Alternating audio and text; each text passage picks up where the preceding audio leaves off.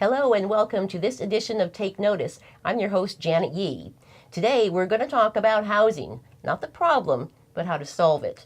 The average listing in San Mateo County for a house is roughly $1.5 million. That outprices most people who just want to throw up their hands and walk away.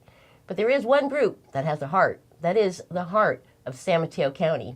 Joining us today is Armando Sanchez. You are the Executive Director of Heart. Let's start with talking about your mission. You started in 2003. Yeah, HEART was funded in 2003 by a group of religious organizations and community activists and city council members who, following the dot-com boom of the 2000s, were concerned about the lack of affordable housing and the prices increasing. So they joined together to form our organization, HEART, to help with the construction of new affordable housing. I understand you basically have two tasks, helping developers getting started and first-time home buyers. Let's start talking about that, but with the developer side. What is your mission there? Well, our mission is to help affordable housing developers construct new housing. And what they generally do is construct buildings of at least 30 units, up to as much as 150 units. And so they need to get started and they need money to start the initial process. Developing a housing project is a very risky proposition. There's so many things that could derail it. The community could oppose the project, there could be a recession, you could find contamination in the land. So nobody wants to fund affordable housing in the early stages because of those risks. The HEART was created to specifically address that need. So we come in at the very early stages and provide funding to developers so they could get past that stage. Once they get the right to build from the cities, and everything, and all the basic initial work has been done, then there's a lot more funding sources that are willing to put money and construct the project. So our mission really is to initiate projects, whether it be to provide that first pre-development funding or to provide funding for the acquisition of land or the purchase of a building or things like that, early stage. It sounds like that early stage is fundamental. If a company, a developer, misses that, doesn't get the approval, what happens? We talked about market rates. Yeah, generally what happens, I have not seen a situation where a developer has completely lost a project. Typically what happens, it is delayed. If there's a contamination issue with the land or something like that, it just takes some time to clean it up. If there's community opposition to the project, there's a lot of negotiation that goes on, and perhaps instead of being 100 units, now it's like 80 units. So typically most of the times there's delays. Land is too valuable not to utilize. In the most severe cases, which has not happened in our county, I don't believe, is that they would just turn around and resell the land to a market rate developer and market rate housing would get built. Okay. First-time home buyers, we talked about that down payment is a hurdle most people can't get over. So what do you guys do? It is. If you think about it, even single-family homes are upwards between 1 million and 1.5 million generally. Condominiums, if you're extremely lucky, it's about $800,000 for one. The problem with the problem is that in many cases, some families, not many, but some families can afford the monthly mortgage payments and taxes and everything associated, but they cannot save the required down payment of 20%, which could be as much as $200,000. Yeah. And so we have a program to help people who can afford the housing payment do the down payment. So we provide 15% of the down payment they need. And what we're finding is that these families, once you help them get in the door, within 3 years, they build enough equity or have stabilized their situation enough where they actually repay our organization and then take a second and refinance their first loan. So it really provides a bridge to help families get into housing. They really need that help in the first step with that down payment. That's exactly it. And it's a very confusing process for anybody, but first-time buyers, it's a lot of work. It is. We do workshops as well because the buying process, as you said, is very complicated. You don't know how it works. These days with YouTube and things like that, you could look things up, but you're always going to have questions that can't be answered. And so our workshops, we typically have about 50, 60 people attend our workshops. We do roughly half dozen to 8 a year up and down the county. and people attend those and learn how to do it, and then learn how they could use our loan program to buy. Okay, so we're talking about helping developers in the pre-development stage build affordable housing, and first-time home buyers get into the getting settled. This is all important because we need to have integrated communities that shows the health of a community. What is the integrated community to you, and how do you create that?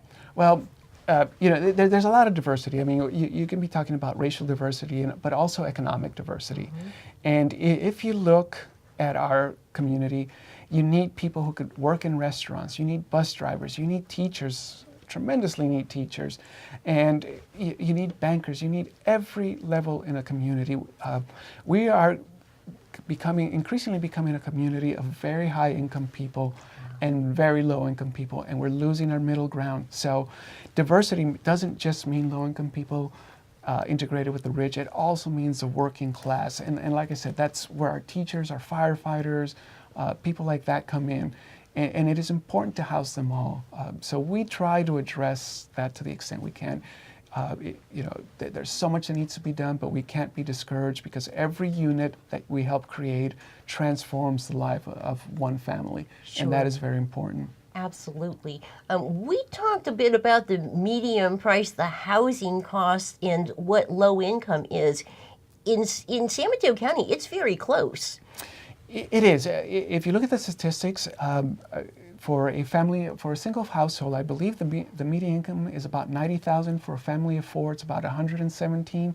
If you make just slightly under that, you're considered low income. And the reason for that is the cost of housing. Everything here in the Bay Area is expensive, but the ratio of housing to income is just astounding, that if you're not well above median income, it is very hard for you to afford housing in our area. I would say arguably it's some of the most expensive real estate in the country. Yeah, it is. It's as close to Manhattan prices here. Wow. Along about integrating people and maintaining the population, cops, firefighters, teachers, we need all those people for our infrastructure. You have a project that's pretty unique in Pacifica going on. Can you talk about that? Yeah, the Pacifica School District, like every district in the Bay Area, is having trouble holding on to their teachers, whether it be retirements or teachers commuting from far away, and with traffic getting worse, saying, I can't make these long commutes anymore. It's become harder for them to recruit teachers. So what the Pacifica School District is doing is they want to build employee housing, primarily teacher, but also some of their workers, like cafeteria workers and janitors, Sure. to house them. So they have they closed down one of their schools and they want to build teacher housing on it. And so what we are doing in our organization is we're providing the pre-development money so that they can get the project started, and also providing technical assistance to help them make the right decisions so that the project gets built. And it's really exciting. Other than the land, that is public land being contributed to the teacher housing, there is no public subsidy going into it. The rents generated from the teachers that live there is going to pay the bonds that we'll issue to construct the housing. So it's a really exciting project to be a part of. Unfortunately, development moves slow, so it'll be probably 2 years before the doors open, but we're really excited about that. I think it creates a model that others can replicate. There's other ways to fund teacher housing, but this is one that does not require a vote of the people, a supermajority in order to pass taxes or something like that. As long as there's a piece of land, it becomes a viable project. And so we're hoping to make this a model for other districts across California. That is exactly the word that came across my mind. It is a model project. If this works, we could see more of this in the future. Yes. Now, you guys have several other projects, accomplishments that are pretty impressive in other cities in San Mateo County. Yes, we do. We have several, and I think one of the more impressive ones, well, they're all impressive in their own way, but and the reason I say that is because they're very inclusive, as you were saying earlier, not just income, but also in terms of some of the populations they serve, special needs populations. Some are veterans, some are for formerly homeless people, others for different types of disabilities, including developmentally disabled people. So this is all thanks to, I think, largely to the County of San Mateo, which passed, the residents of San Mateo County passed Measure K a couple of years ago, which created a tremendous funding source.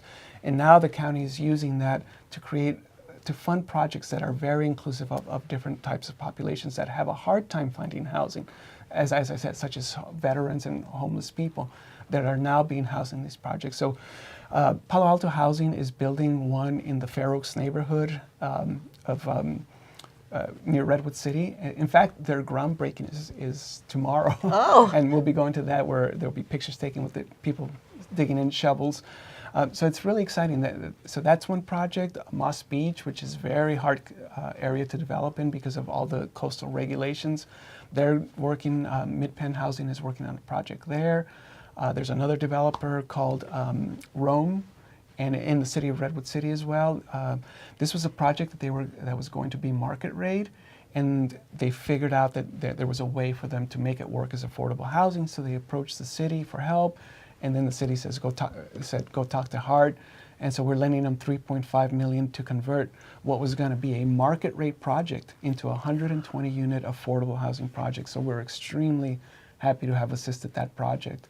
Wow. Yeah. And that has some of the populations we're talking about. They're going to get assistance from the county as well. So that means they'll be able to place some veterans and homeless people into those units. What do you guys feel at heart? The feeling of what when you're doing this? The satisfaction we have when a building opens up and the families move in, it's just incredible. It becomes this landmark that every time you drive by, or that you helped create something important, and the families there now have affordable rents, that they don't have to worry about ridiculous rent hikes. They don't have to worry about being evicted.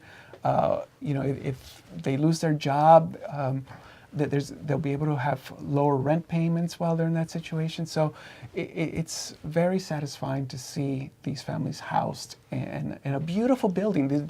We're not talking about low income housing as it's been perceived in the past. These are beautiful apartments that are being built. And so, our partners like Bridge Housing, Eden Housing, Mercy Housing, all of them, they're just incredible developers and do great jobs. No wonder your group is called the Heart of San Mateo County. Thank you very much for joining us today, Armando. The Heart of San Mateo County is funded through both public and private channels. They also offer public workshops, and they have some more projects in the pipeline. So if you want to learn more, you can go to their website, heartofsmc.org. That's SMC for San Mateo County. Thanks for watching this edition of Take Notice. Have a safe day.